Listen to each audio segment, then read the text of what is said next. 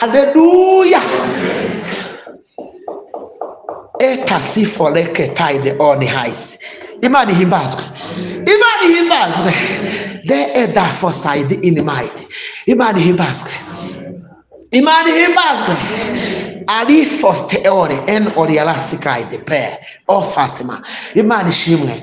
Uyu mugabo ngo arakomeza imbere aho ngaho rero ngo arasenga ngo yari amaze kumenya ibyabaye umuhanuzi Yeremiya ahanura yarahanuye hari abandi bahanuzi bakomeye niyo mpamvu ngunda kubwira abantu ngo ntabwo bihagije kutunga ubuhanuzi bw'abahanuzi ngo wumva ari ikimenyetso cyuzuye cy'uko Imana yawe ivuganye nawe rwose abahanuzi ngo babaye benshi barisukiranya ngo bakajya bavuga ngo ngo nubwo tuzajya Babuloni ngo tuzamarayo kabiri tugaruke tuzamarayo umwaka tugaruke tuzamarayo amezi tugaruke bose bakagenda bamwe bavuga ati reka da Imana yabivanye mu myaka yaratubonye iratubabarira bakajya bashyiraho inkuru ngo Yeremiya azari umuhanuzi ukabije Yeremiya we yari amaze iminsi ahanura ibintu bisharira ngo agiye gusenga ngo ajya ahantu gusenga ngo amaze guhugurwa n'umutambyi witwa Pashuri aramubwira ngo wowe ibintu uhanura ntabwo ubizi we Yeremiya gabanya amagambo yawe uvuga oroha ubigenzemo gake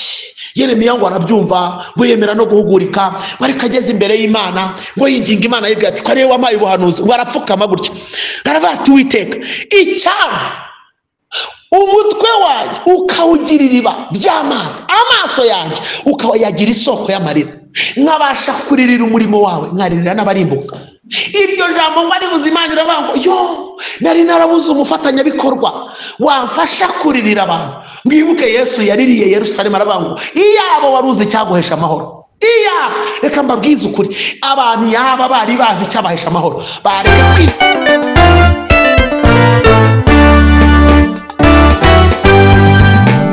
Kirisito tugana mu ijuru muze dushikame. Uhawe ikaze kuri Mosi TV. Iyi ni shene ivugabutumwa ijambo ry'Imana waza tukabana n'amasengesho shaka gusenga wabana natwe kurikirana iyi shene y'ivugabutumwa Mosi TV. Mana ishimwe turagukunda wibuke gukora subscribe share like ndetse na comment ngwino mu muryango mugari wa Mosi TV.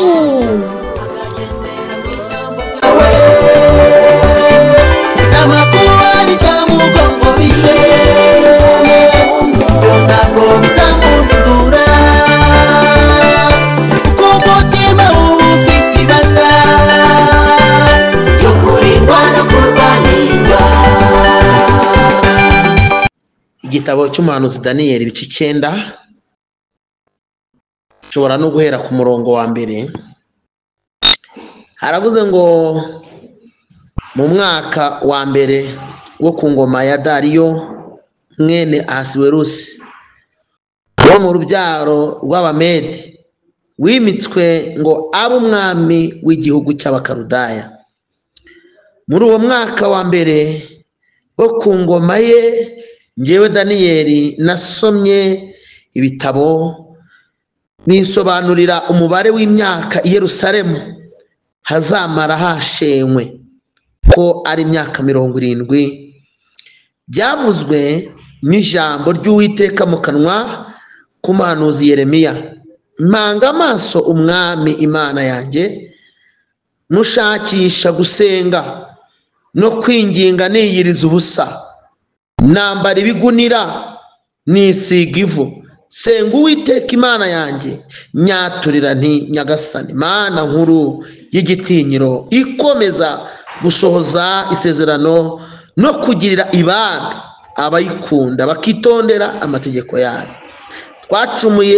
Twaracumuye tubaye ibyigenge twakoze nabi twaragomye turateshuka tuva mu mategeko n'amateka yawe ntitwumviye abagaragu bawe abahanuzi bajyaga babwira abami bacu n'abatware bacu abasekuruza bacu n'abantu bo mu gihugu bose mu izina ryawe Nyagasani.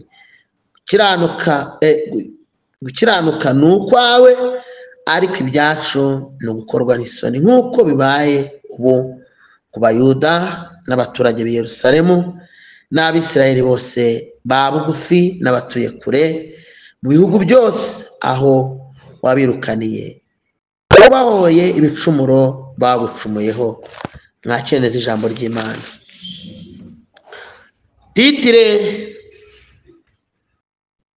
y'aya magambo iravuga ngo Daniyeli yatura ibyaha by'ubwoko bwabo. Ni ijambo rivuze ngo uburyo bwiza bwo gusenga, uburyo bwiza bwo gusenga, uburyo bushobora kugufasha gusenga. Haleluya. Uburyo ushobora gukoresha uri gusenga. Amen. Hari uburyo bwinshi bwo gusenga, ariko hari n'uburyo bwiza bwo gusenga. Umuntu wese iyo apfukamye avuze ngo Mwami Yesu, ashobora kwatuza akanwa, ashobora kubivugira mu mutima, ashobora gukora geste, ashobora gusakuza, ariko ubwo bwose ni uburyo bwo gusenga. Ashobora no gusenga agenda cyangwa yiruka cyangwa yicaye cyangwa apfukamye cyangwa aryamye cyangwa yubaraye. Zose ni pozisiyo zo gusenga, ariko ntabwo ari bwo buryo bwiza bwo gusenga. Ubu rero ni bwo buryo bwiza tugiye kurebaho. Hari uburyo bwiza, hari uburyo bwo gusenga, hakaba n'uburyo bwiza bwo gusenga. Yesu ashimwe.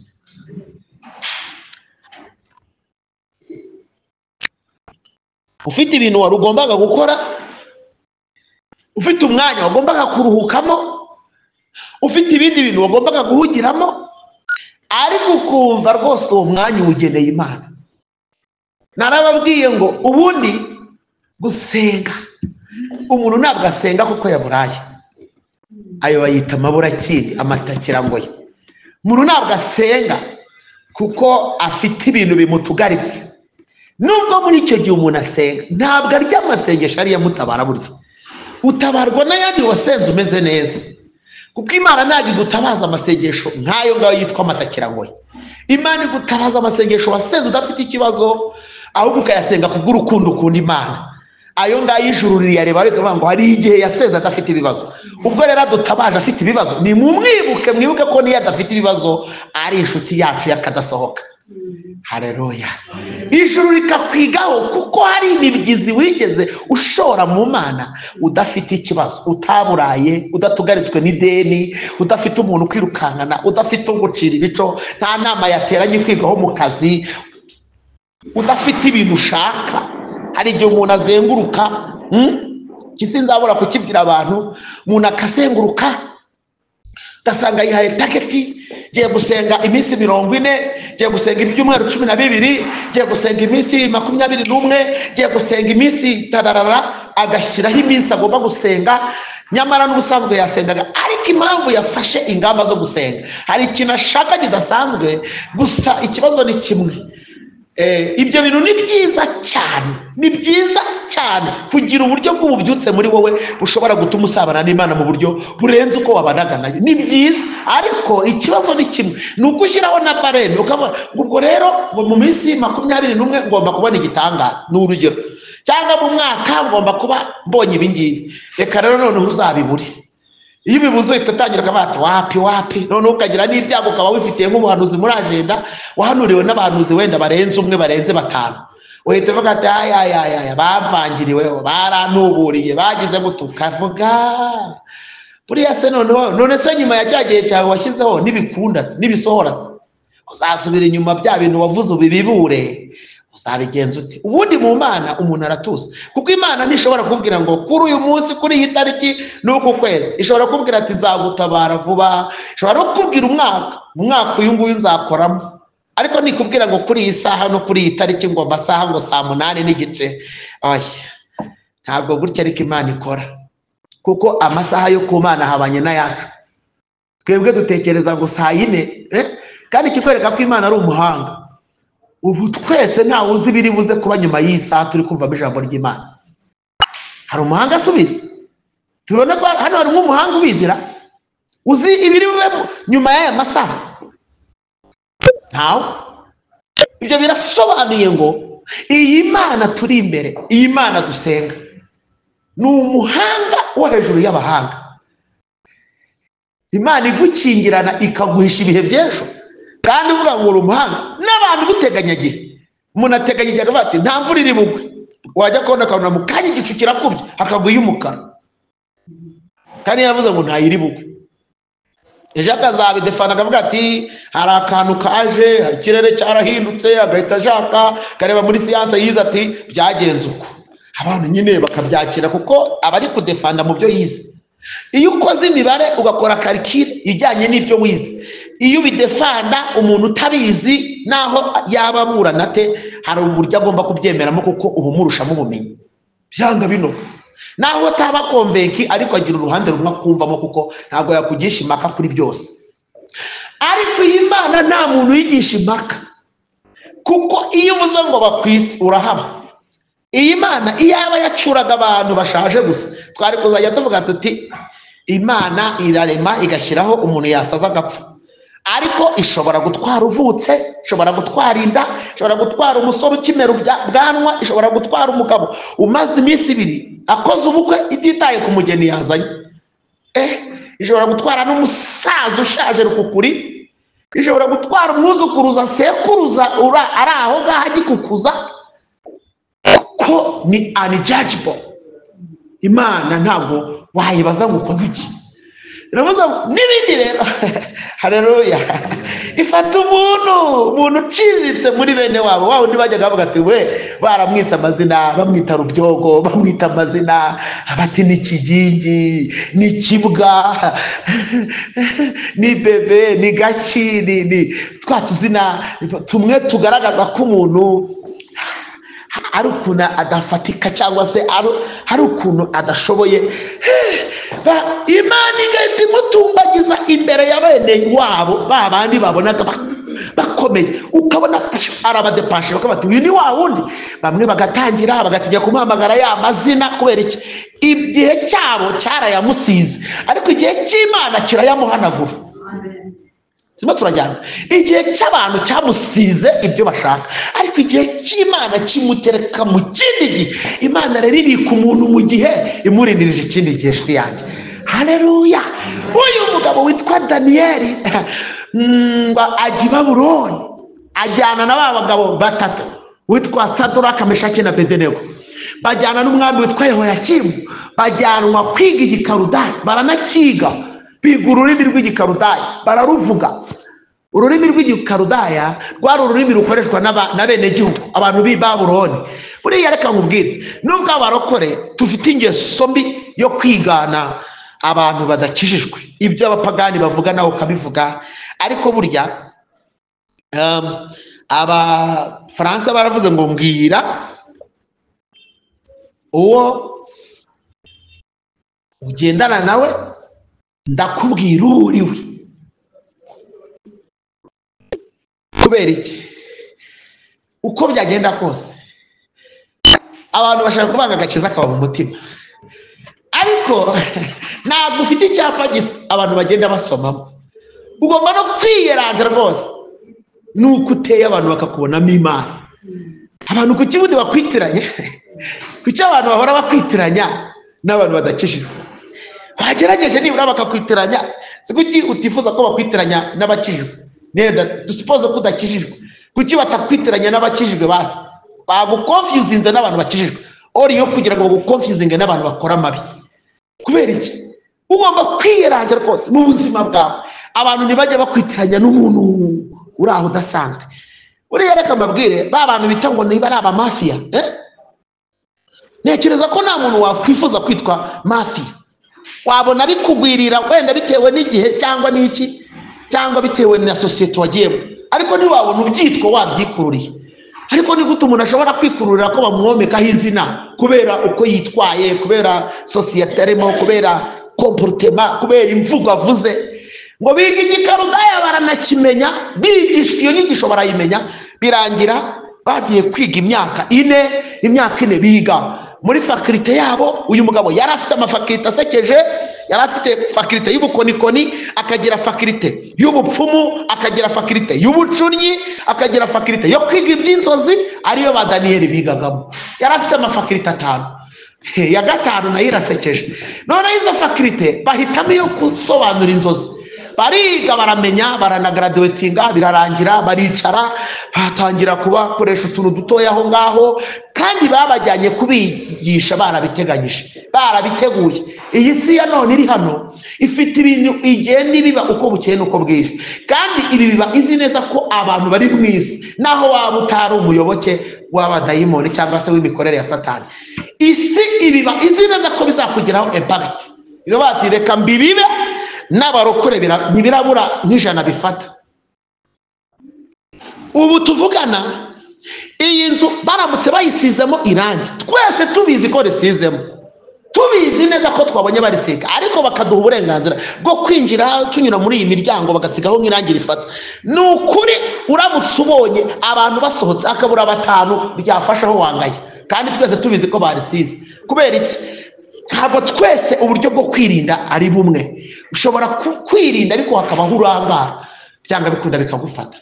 Aho rero ni ugomba kugira atasi ikomeye. Satani ntashobora gukora ikintu atazi neza icyo akora. Arabatereka nagura ushundura, ndabizi neza ko hari abo biri bufate, hari abararangara.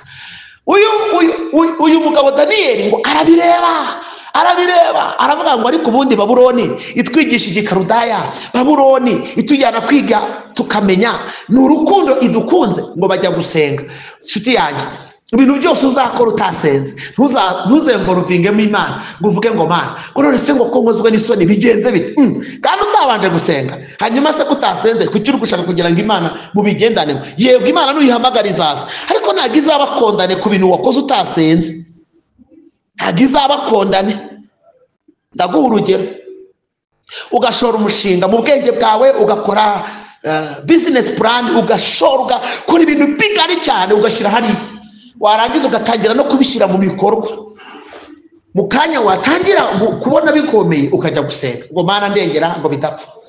Ahubwo wari kubaza Imana avant mbere yuko utangira gushyiramo amafaranga.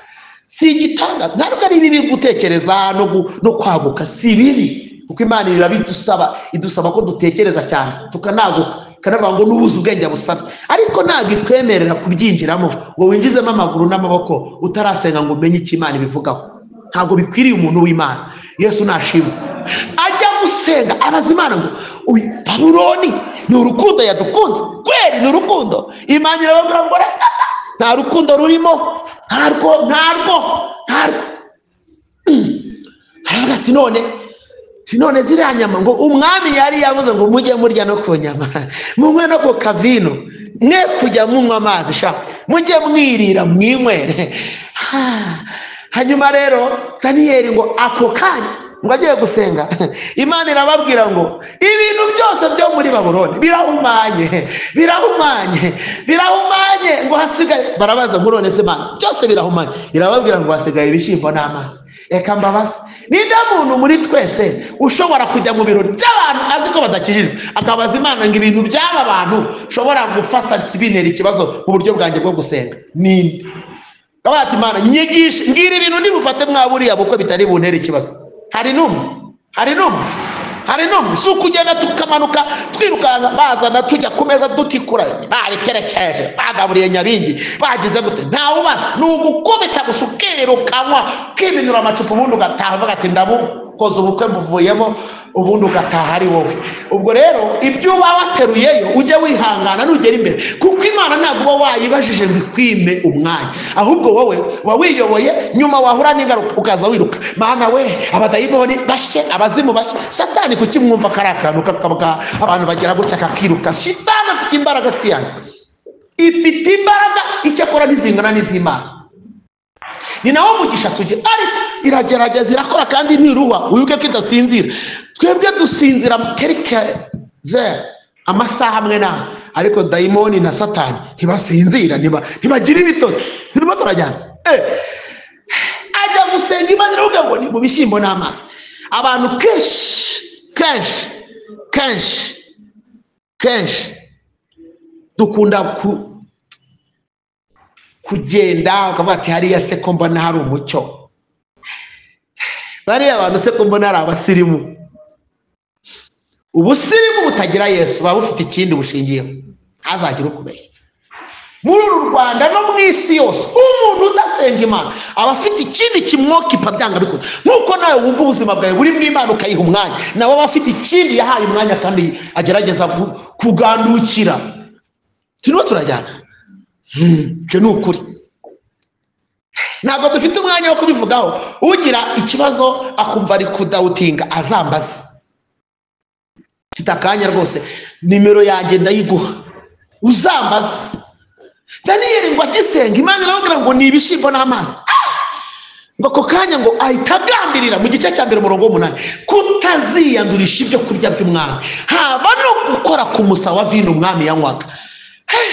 Ijambo ryitwa kugambirira, aragambira bati sinshobora, sinzabinywa Imana yanjye itazaseba, sinziyanduza Imana yanjye izubahwe, sinzakora gutyo. Icyo nicyo bita kuba mu mahame, principe. Umuntu utagira amahame apfa vuba. Ubundi ijambo na ihame rikomeye risumba yandi ni ihame ryitwa sinzahemuka, sinzivanga, sinzakora ibi, sinzasambana, sinzarwana, sinzaca ibico, sinzasubira inyuma, sinzareka gusenga, sinziyanduza, sinzitwara nk'abandi, sinzibagirwa Imana, sinzibagirwa aho yankuye. Ihame ryitwa riruta ayandi yose. Haleluya, haleluya. Ekasifoleke tide on highs. Imana ihimbazwe, Imana ihimbazwe. The elder foresight in might. Imana ihimbazwe, Imana ihimbazwe. Ari fosteore en orialasikay de pe ofasema. Imana ishimwe.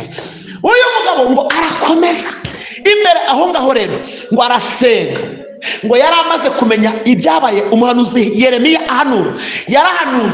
Hari abandi bahanuzi bakomeye. Niyo mpamvu ngunda kubwira abantu ngo ntabwo bihagije kutunga ubuhanuzi bw'abahanuzi ngo wumve ari ikimenyetso cyuzuye cy'uko Imana yawe ivuganye nawe rwose.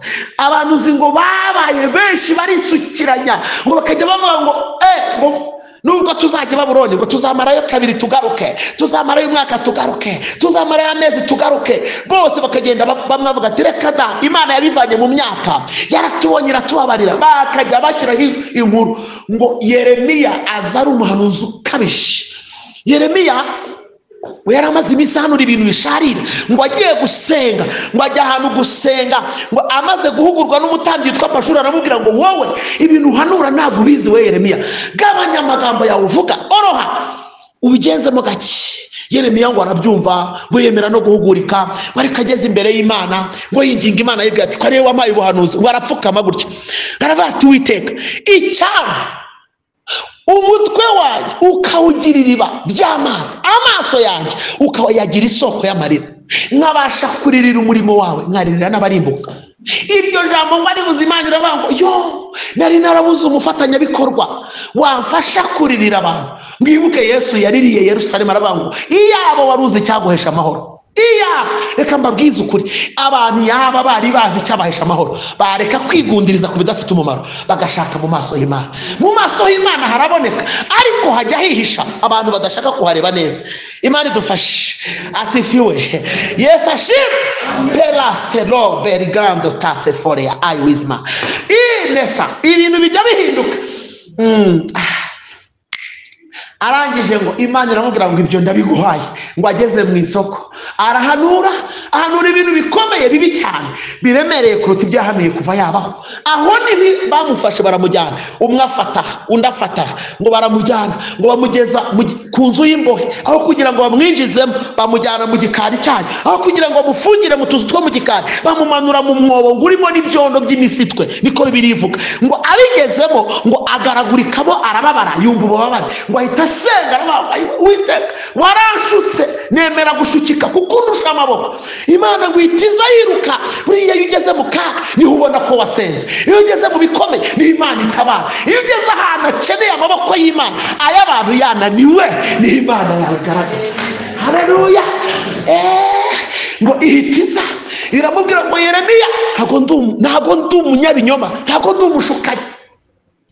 Kamubwire niba wajyaga unibwira ngo wahisemo nabi, ntabwo wahisemo nabi, wahisemo neza. Iyi Mana twiringiye ni Imana izura n'abapfuye, ni Imana irema n'ibitariho, ni Imana izi ejo hawe utazi, ni Imana ishobora guherekeza imigambi yawe. Abantu bari bazi ko itazahama bakajya bavanga ibyo wubaka bizaherekwa n'ingunzu, Imana ikabishyigikira bareba babishaka batabishaka, kuko ari Imana ishobora bingahe. Muyihereze icyubahiro. Iravuga ngo ntabwo ndi Imana ishuka. Yeremiya aravuga ngo ntabwo uri Imana ishukana kandi bagiye kunyica.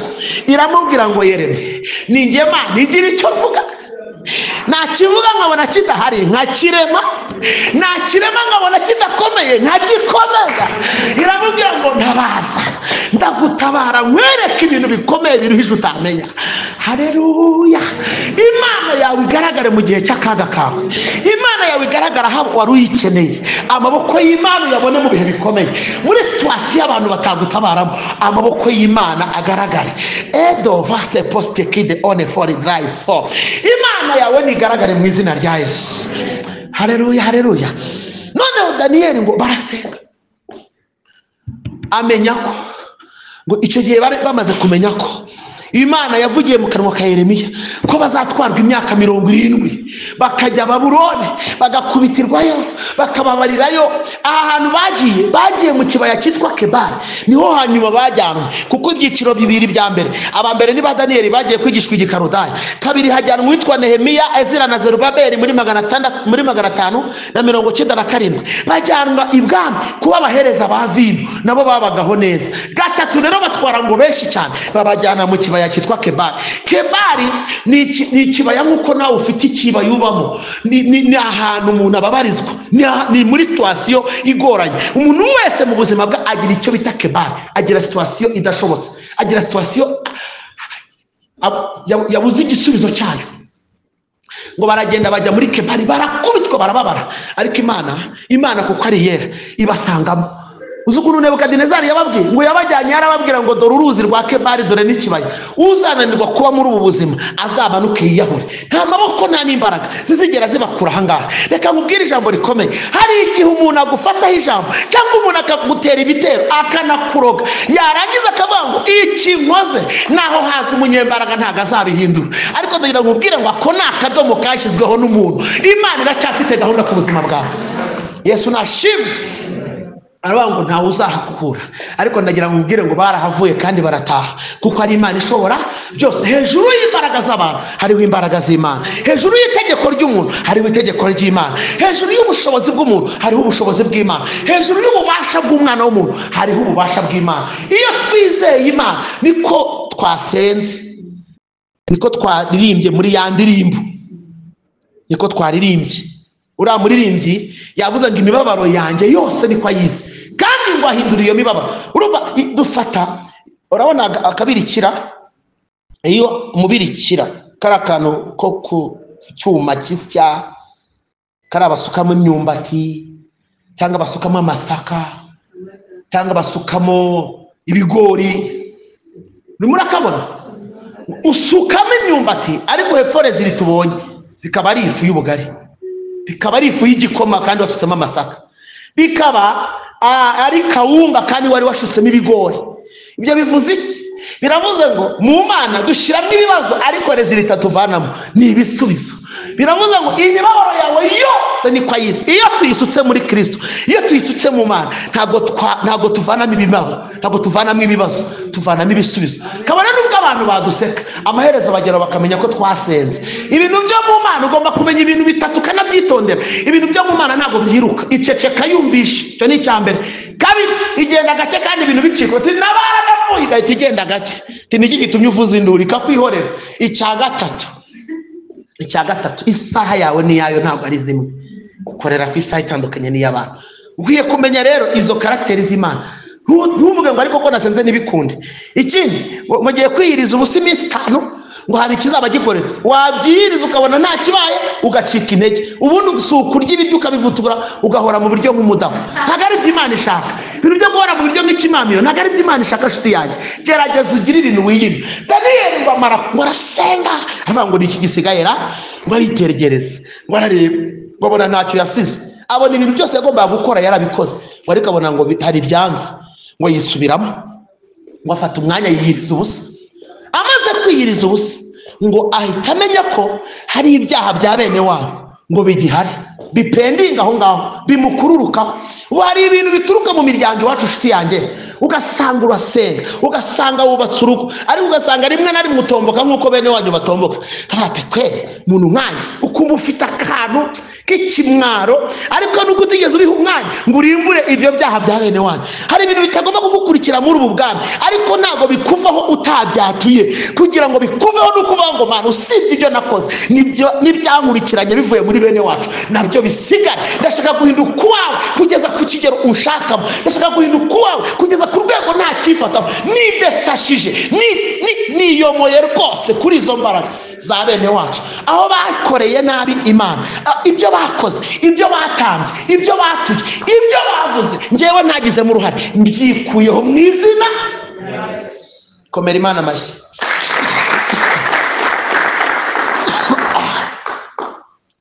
Turimo turajyana, mbyikuyeho. Ubwo nibwo buryo bwiza bwo gusenga.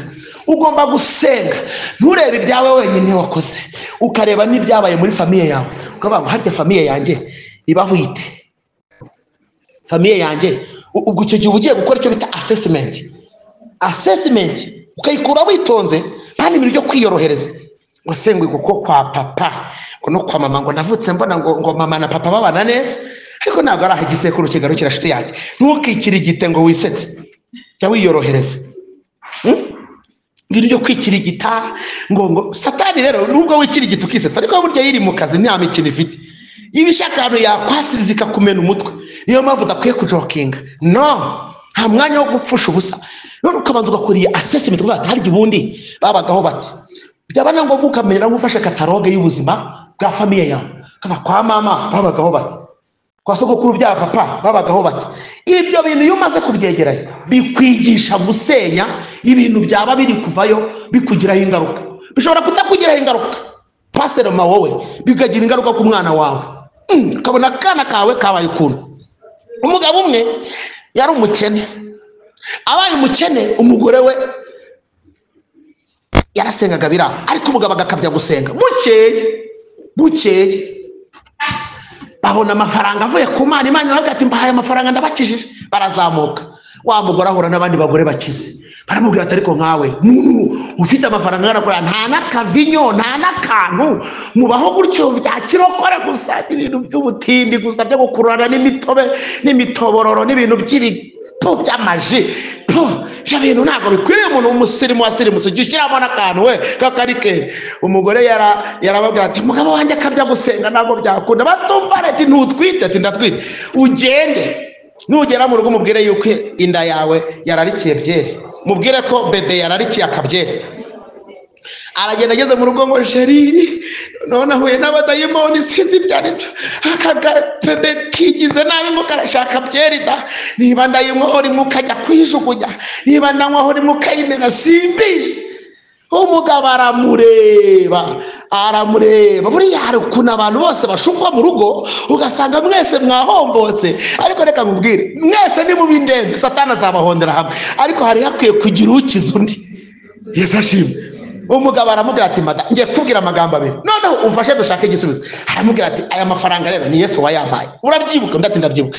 None se amafaranga ko ari Yesu wayampaye, ko nejo yagaruka akayanyaka nyakoresheje nabi, amafaranga ya Yesu ndayagura byeri gute? Iyo ngira yanjye ntavanye kwa Yesu nari kuyakoreramo nkakugurira byeri, ariko aya mafaranga ni aya Yesu. Ntabwo ibyo byari bihagije. Umugabo aranyura avuga ati Imana yavuganye natwe itubwira abana b'umugisha.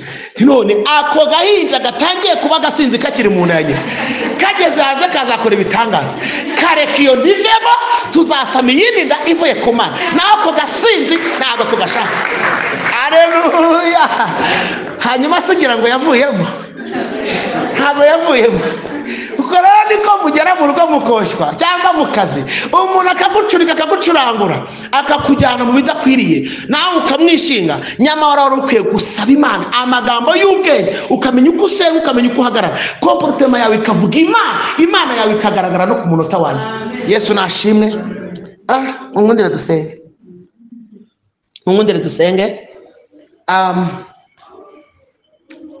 Ukwiye gusenga ku rwego watura ukatura ibyo wibuka ugasingira n'iby'iwanyu. Kavuga ngo usibye n'ibyo gusa nkubise umwuka mubi uturuka mu muryango wacu, waba wo kwa mama n'uwo kwa data, kugeza ku rwego mbohoka. Haleluya. Tugiye gusenga etofa as by key. Tugiye gusenga Imana igira uko itugenza, igira ibi bisenya, ube safe, ube libere, ube free. Haleluya, haleluya. Imana ihimbazwe, Imana ihimbazwe. Ndumva afashijwe.